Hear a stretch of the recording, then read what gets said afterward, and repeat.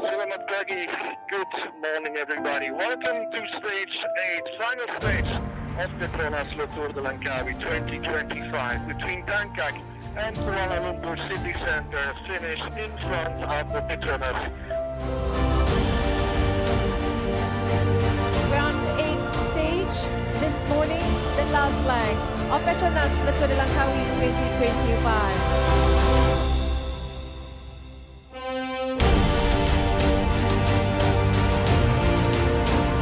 Terima kasih semua. Kita dengar suara orang tangkap boleh tak?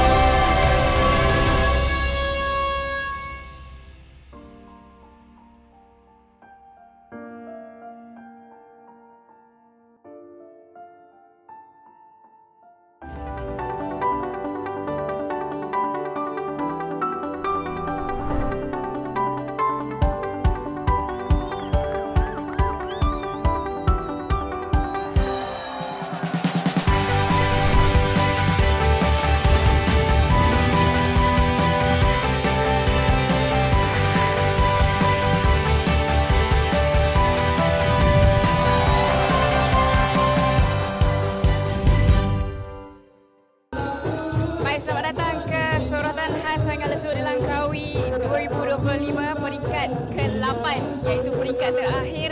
Hari ini kami berada di Tangkak, Johor, lokasi permulaan perikayuhan terakhir edisi ke-29 ini. Perlombaan hari ini menempuh jarak sejauh 180.5 km dari Tangkak menuju ke Menara Berkembar Petronas di Kuala Lumpur, dan dijangka berakhir dengan aksi pecutan penuh dramatik di tengah ibu kota. Jadi jom kita saksikan bagaimana kayuhan terakhir ini berlangsung. Adakah wakil tempatan mampu menutup tirai dengan kejayaan berganda selepas kemenangan sensasi Aiman Rosli pada peringkat ke-7 semalam? Let's check it out. Petronas Le Tour de Langkawi 2025 tiba di penghujung apabila hari ini merupakan peringkat terakhir perlombaan untuk edisi ke-29. Dengan pelumba-pelumba akan berkayuh dari Tangkak menuju ke Kuala Lumpur. Pelbagai cerita suka dan duka telah pun disaksikan sepanjang 7 perlombaan yang terakhir. I think it can go hand in hand, and I think he should aim for a good result also today. It's some climbs in the end, but I'm gonna try to survive. And if it's a big group and I'm there, then we want to sprint with me. And otherwise, he can do his own sprint and maybe get some seconds for the GC. It's only 4 points to Arve Decline, so it's going to be a tough one to keep it, I think. You did a fantastic race yesterday, second. Have you kept some energy for today's race? Yeah, hopefully I have a lot energy because last night I cannot sleep because my body temperature so very hot. Hopefully today I can do some better for my leg. Do you like the course with the hills at the end? Yeah, I very like. All the best. Thank you, yeah. Thank you all my family. Come on. Thank. Come on.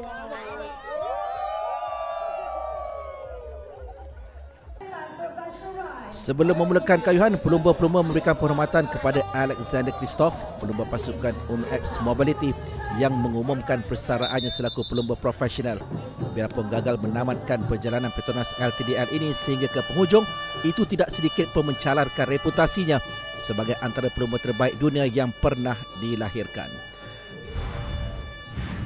Para pelumba dilepaskan di dataran Lang Tangkak dan ini adalah lalar yang akan diharungi oleh pelumba hari ini, di mana ianya akan melibatkan 3 zon pecutan dan 3 zon pendakian.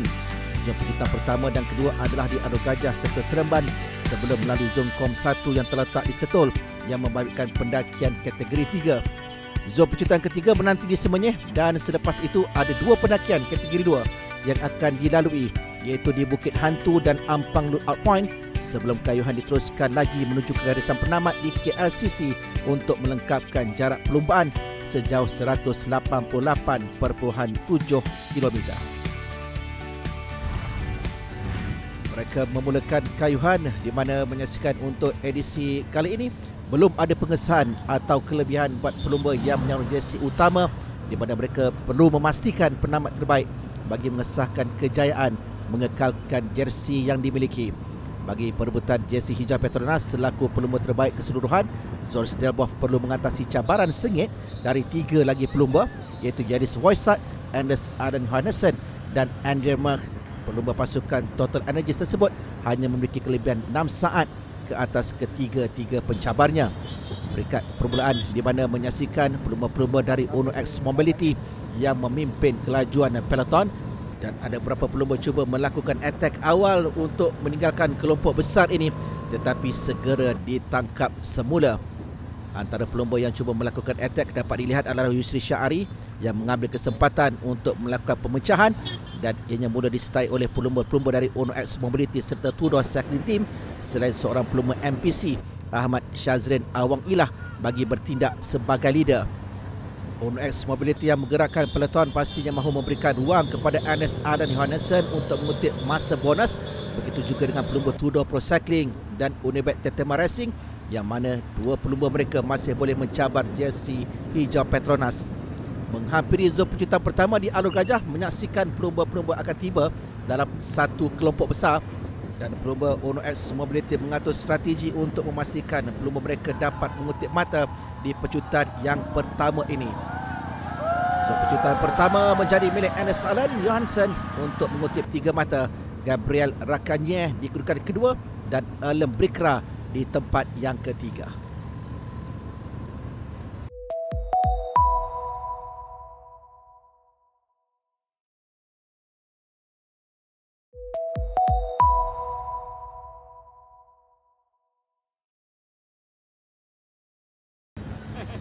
Tiga mata bonus dikutip Anders Aden Johannessen bermakna dia merapatkan jurang masa ke atas Zoris Delboff kepada hanya 3 saat.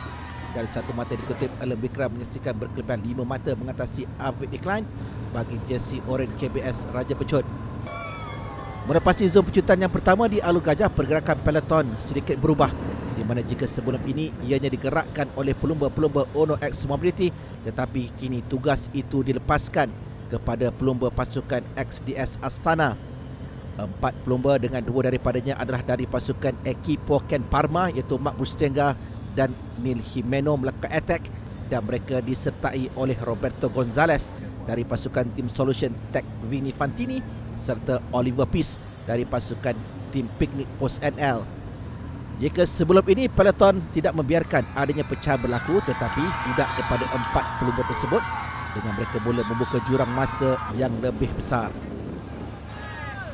Kerjasama yang ditampilkan oleh keempat-empat pelumba ini juga begitu baik bagi memastikan mereka mampu untuk bertahan sebagai pendahulu. Dengan pergerakan peloton pula diambil alih oleh pasukan Total Energies, yang mana menyaksikan jurang masa 1 minit 30 saat menjadi pemisah di antara peloton dan juga pendahulu. Di kalangan 4 pelumba di depan, Roberto Gonzalez dari pasukan Team Solution Tech Vini Fantini dilihat memiliki peluang untuk mencabar kedudukan keseluruhan sekiranya berjaya mempertahankan kedudukan ini, walaupun dia berada di tangga ke-32 sebelum memulakan perlumbaan. Letak kayuhan yang konsisten membolehkan leader terus menjarakkan diri apabila kita menyaksikan mereka saling bantu-membantu antara satu sama lain untuk menuju ke zon pecutan yang kedua. Dengan kelebihan 2 minit 35 saat untuk kelompok di hadapan meninggalkan peloton dengan pecutan kedua, di mana ianya menyaksikan mereka semakin selesa untuk mendapatkan mata di zon pecutan yang kedua. Kedudukan itu menyaksikan laluan diberikan kepada Roberto Gonzalez untuk mengutip 3 mata, diikuti Mark Bustenga dan Neil Jimeno, kedua-duanya dari pasukan Equipo Ken Parma, untuk meraih mata di pecutan yang kedua. 79.7 km berbaki menuju ke garisan penamat. Rentak kayuhan yang mula dipertingkatkan apabila adanya perbezaan 4 minit di mana menyaksikan pendahulu berada di depan meninggalkan peloton untuk mereka menuju ke pendakian yang pertama. Pendakian pertama yang berlangsung di Setul dengan ketinggian 276 meter dan kali ini Neil Jimeno Ferrer dari ekipo Ken Parma diberikan laluan untuk mengutip 3 mata, diikuti Roberto Gonzalez dari pasukan tim Solution Tech Vini Fantini dan Oliver Peace di tempat yang ketiga untuk 1 mata dari pasukan tim Piknik Post NL. Tidak banyak perubahan yang berlaku dengan menyaksikan masa lagi 4 pelumba ini berada di hadapan, di mana jarak kini adalah 4 minit 20 saat menuju ke 65.2 km yang terakhir ke garisan penamat. Ada satu lagi zon pecutan yang akan mereka lalui, iaitu di Semenyih yang melibatkan zon pecutan yang ketiga di kilometer 131.2 dengan menyaksikan Roberto Gonzalez, Neil Jimeno Ferrer, Oliver Peace, begitu juga dengan Mark Bustenga terus bekerjasama untuk mengekalkan kelebihan mereka dengan pelumba-pelumba Polti Visit Malta pula yang diberikan peranan untuk mengejar. Seperti mana di zon pecutan yang kedua, kali ini zon pecutan yang ketiga tiada perebutan di antara keempat-empat pelumba ini dengan laluan sekali lagi diberikan kepada Roberto Gonzalez untuk mengutip 3 mata. Oliver Peace di kedudukan yang kedua dari tim Piknik Post NL. Sementara pelumba ekipo Ken Parma, Neil Jimeno Ferrer pula di tempat yang ketiga untuk dia mengutip 1 mata. Itu tidak merubah kedudukan Erlen Bikra yang terus mendahului pungutan mata dalam perebutan jersey oranye KBS selaku Raja Pecut untuk edisi 2025 ini. Sementara itu beberapa pelumba yang gagal untuk menamatkan perlumbaan, ianya termasuklah Hayato Tobaru dan juga Kigo Kusaba, kedua mereka dari pasukan Aisan Racing Team, dan menuju ke pendakian yang kedua di Bukit Hantu. Masih lagi 4 pelumba di hadapan ini bertindak sebagai leader untuk memimpin saingan dengan usaha yang terus digerakkan oleh peloton untuk mengejar dengan perbezaan 2 minit 25 saat. Menghampiri kawasan Bukit Hantu, Mark Bustenga sudah pun mula tercecer, meninggalkan hanya 3 pelumba di depan, itu Oliver Peace, Neil Jimeno dan Roberto Gonzalez yang bertindak sebagai leader di hadapan. Dalam pendakian ini juga membabitkan beberapa pelumba yang tercicir dari peloton, antaranya Lorenzo Manzin dari Total Team Energies bersama dengan rakan sepasukannya Nicola Macero, dan Mark Bustenga pula ditangkap semula oleh peloton. Dengan kelebihan 1 minit 20 saat untuk menuju ke puncak Bukit Hantu, hanya persaingan membabitkan 2 pelumba yang menuju ke zon pendakian yang kedua ini. Mereka adalah Neil Jimeno dan juga Roberto Gonzalez yang meluru ke zon pendakian yang kedua, di mana menyaksikan Jimeno mengutip 5 mata di pendakian yang kedua ini, yang menjadikan mata yang ke-8 untuk Jimeno selepas 2 pendakian hari ini.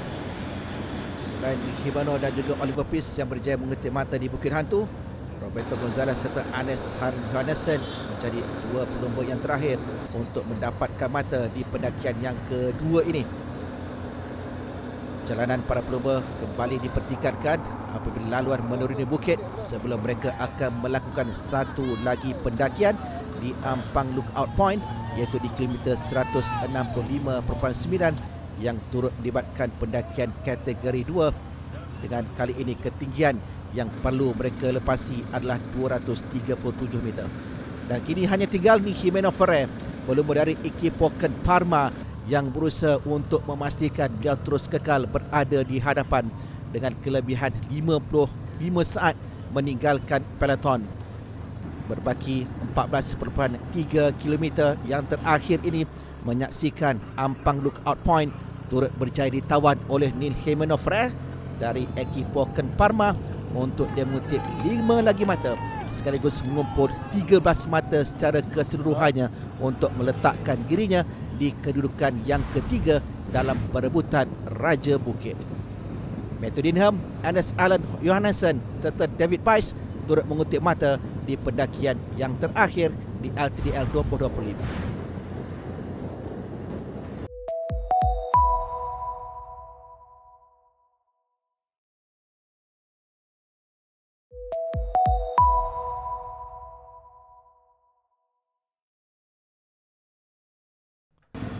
baki kurang dari 10 km untuk mereka menuju ke garisan penamat. Dengan kedudukan tidak banyak berubah, masih lagi dikuasai oleh Neil Jimeno, pelumba dari pasukan Equipo Ken Parma, di mana beliau sudah pun dinobatkan selaku Most Combative Rider dalam perlumbaan peringkat yang ke-8 ini dengan usaha yang ditampilkannya. Tetapi di kelompok besar itu menyaksikan ada beberapa pelumba yang dilihat mampu untuk memberikan saingan dengan ada asakan dan juga attack yang dilakukan oleh dua pelumba bagi mengejar kedudukan Jimeno dalam perebutan untuk tempat yang pertama. Dan kini dapat kita saksikan sampai dua pelumba Erengate dari XDS Astana, begitu juga dengan Iviris Mitikus dari Tudor Pro Cycling Team untuk menjadikan 3 pelumba menuju ke 1 km yang terakhir untuk memastikan siapakah yang bakal dinobatkan sebagai pemenang di peringkat yang terakhir pada edisi kali ini. Dengan perebutan dilihat lebih terarah menjurus kepada dua pelumba, iaitu Ivaras Mikutis dan juga Erengate. Mikutis berada di hadapan Erengate yang mengikori di kedudukan yang kedua, tetapi Erengate mampu untuk melakukan pecutan di sini. Dengan 150 meter yang tinggal, Erengate sudah pun memintas dan Mikutis di kedudukan yang kedua. Jimeno ketinggalan. Erengate melihat ke belakang untuk memastikan dia tidak dicabar sehinggalah tiba di garisan penamat bagi Erengate meraih kemenangan buat kali yang pertama di perlombaan Petronas Le Tour de Langkawi, dengan tempat yang ketiga menjadi milik Jimeno, dan Alem Bikra akan terus kekal selaku Raja Pecut selepas dia tiba di kedudukan yang keempat. Satu perlombaan yang penuh dengan percaturan dan juga taktikal, di mana menyaksikan Jimeno Ferrer tak mampu bertahan. Dia memberikan ruang kepada dua lagi pelumba untuk bersaing menuju ke garisan penamat, dengan Erengate memintas di 150 meter yang terakhir mengatasi Ivaras Mikutis untuk memastikan kemenangan yang keempat dimiliki XDS Astana dalam peringkat perlombaan Petronas Le Tour de Langkawi 2025.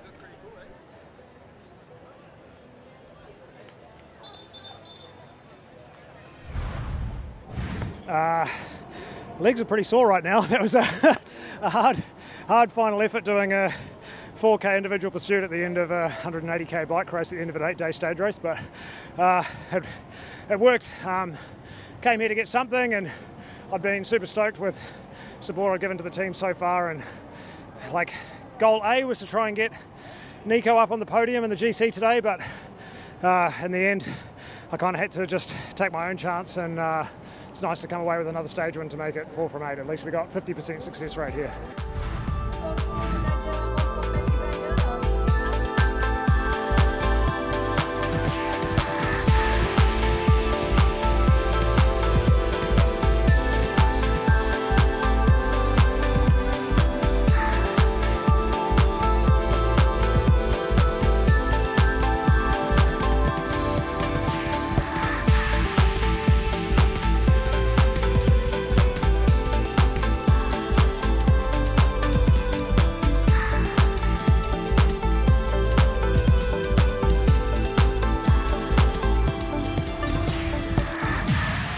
Berakhir perlombaan peringkat yang ke-8 dari Tangkak ke Kuala Lumpur, menyaksikan Erengate dari XDS Astana di tempat yang pertama, Ivaras Mikutis dari Tudor Pro Cycling di kedudukan yang kedua, dan Neil Jimeno Ferrer dari Equipo Ken Parma di tempat yang ketiga.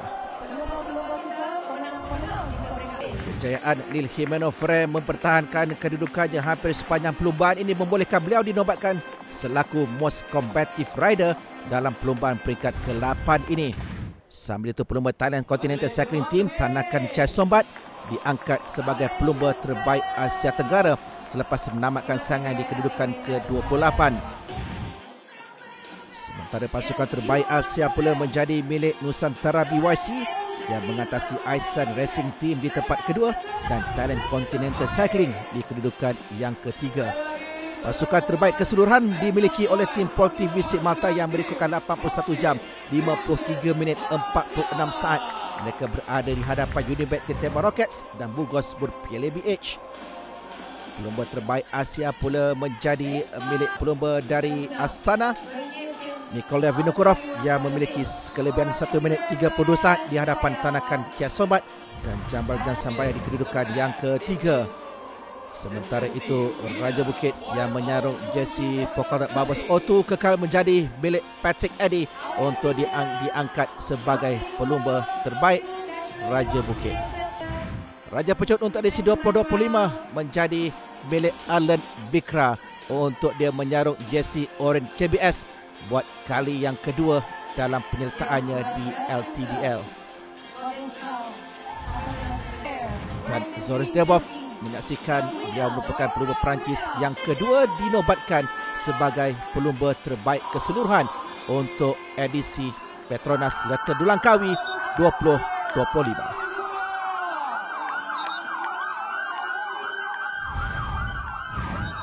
Dan itulah dia penutup penuh dramatik untuk saingan Petronas Lotto Langkawi 2025. Terima kasih buat mereka yang hadir memeriahkan saingan ini. Dengan itu berakhirlah edisi ke-29 Petronas LTDL. Satu lagi bukti bahawa semangat, disiplin dan daya juang pelumba kita terus membara. Dan teruskan bersama dengan kami untuk lebih banyak sorotan sukan tempatan dan antarabangsa. With that said, saya Lily Hamzah dan cameraman Hassani signing off from Petronas LTDL 2025.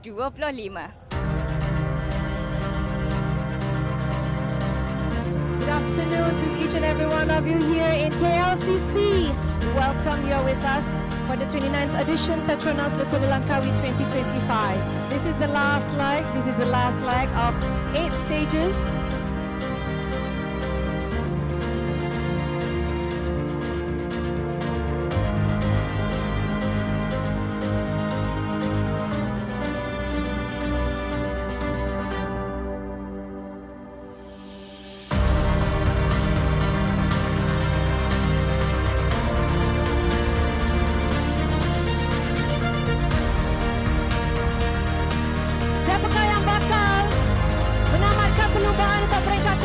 Petronas Lotto Langkawi 2025 edisi ke-29.